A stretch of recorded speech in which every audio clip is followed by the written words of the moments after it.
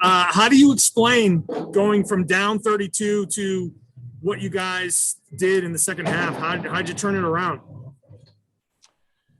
I mean, you see so many of those games where you give yourself a chance or you get it to 10 or 12, but you just can't get over the hump because they keep making shots and plays. And I thought when I think it was the start of the fourth maybe, where they hit that three to start it off or scored a bucket to start it off. We came back down, hit a three. And then it just kind of, we gave ourselves a shot. Tatum was amazing, as you know. And we needed every one of those 60 points. But to be candid, I was pissed, like disappointed. We can't be like that. And I've said all the time, it's easy to play from behind, and it's really hard to hold a lead in this league. There's nothing more uncomfortable than being up big early in the game. And so I guess I'm dual emotions right now. I'm happy with the comeback. I'm happy with the effort. I love the way that we played and competed. But the starts are ridiculous. That was ridiculous how we started today. And so, if we want to be any good, we're going to have to change that. Mark Murphy. Hey, Brad, situation in halftime was obviously very different, including the crowd letting you guys know how they felt. What was it like in the locker room at that point? Just what did you see? Listen, I think that there is a lot of things that guys have to deal with. That's noise and negativity that, you have to learn how to manage and deal with. However, I said in the locker room at halftime, I've never been booed in this building and not deserved it. We deserved it. Like, we deserved to be booed. Again, it was ridiculous. And I appreciate those that stayed around to see the end. I would have left at halftime. I know my daughter left at halftime. She's got stuff to do tomorrow. No reason to stay. And, but she missed a good one. And, maybe that'll help us learn how important it is to start well. Gary Washburn. Brad, can you just describe the two teams you saw tonight? I mean, your team, not the Spurs, but your first half team. I mean, it just seems like that whole this tonight just kind of summarizes your season. The worst and the best. I mean, just the Jekyll and Hyde playing elite basketball in the second half, good defense. Just why does can the switch flip like that? And so I don't think the way I think about our season is we've dealt with a lot, and the guys have done a good job of staying together, and for the most part have done we at least are in position to try to go after what we want to go after. We got a lot of work to do. We're going to be working all the way to the last day of the regular season, most likely, and that's just part of it, right? And all the way after that. So I don't know that we haven't been this bad very often in the first half. This was a different level. And I know that we, after every loss, overreact to how we played. And after every win, we overreact to how we played. But we just have to stay in the moment and figure out how to be better for 48 minutes. And that's it. That's it. I'm proud of our resiliency, our resolve, our togetherness, our willingness to put aside whatever happened in the first half and all of the look that we had. It wasn't good. Again, that's why we got booed. But we showed that we weren't going to go away. And, I think that that's kind of the deal with this season is we've said we knew it was going to start tough.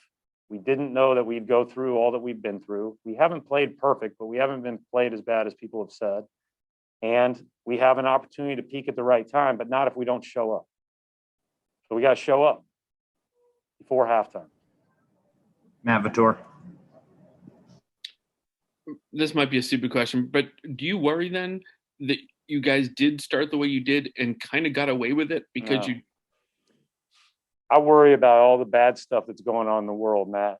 Like, we'll try to fix our play as well as we can. We'll try to be as good as we can, but I don't, we can control our own mentality going into the game. We can't control whether they make shots or not all the time. Even with good defense, at times in the first quarter, they made every single shot.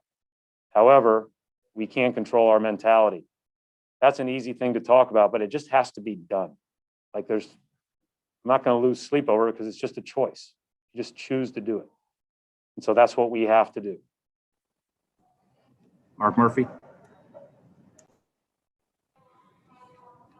Aaron Nesmith has obviously earned a lot of trust from you over this stretch. But in these crunch time moments, what are you learning about him? Well, I think he plays hard. And you know, I know that we tend to just say the guy plays hard or doesn't, but he's on the way over here on the play hard scale. Like he plays harder than most. So it's hard to take him off the floor. Final question, John Corrales. Brad, do you think that this comeback happens without fans in the building? Probably not. Although I will say, the swings in momentum in the bubble, you saw some of that. Like we played Portland in the bubble and had a 29, 28-point lead, and they came back and took a 5-point lead in the fourth. Like you see these things in the NBA all the time. The 3-point line, the shot making, the extra presence, but there's no doubt that our fans played a big role in it. And we're greatly appreciative of them for that. We look forward to adding 12.5% more whenever that date comes.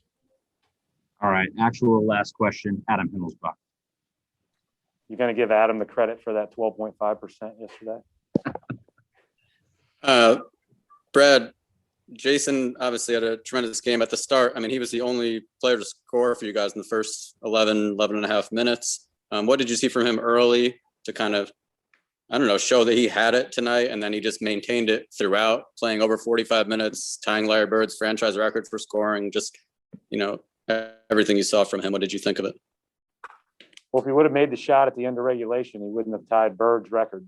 So maybe that was all a big part of his plan. No, I'm kidding on that. Obviously, he had a great look and made a great play to get open, but he was amazing. You could see it all night.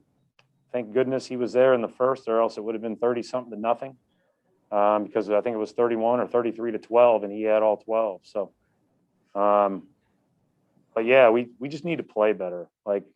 Jason was amazing. Jason just got a shower when he walked in the locker room from everybody.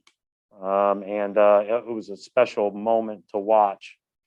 So as flustered as I sound with our performance in some ways, I'm also appreciative of the way these guys stay together and the way they celebrate each other and the way that, maybe a glimpse into what we can be. We'll see.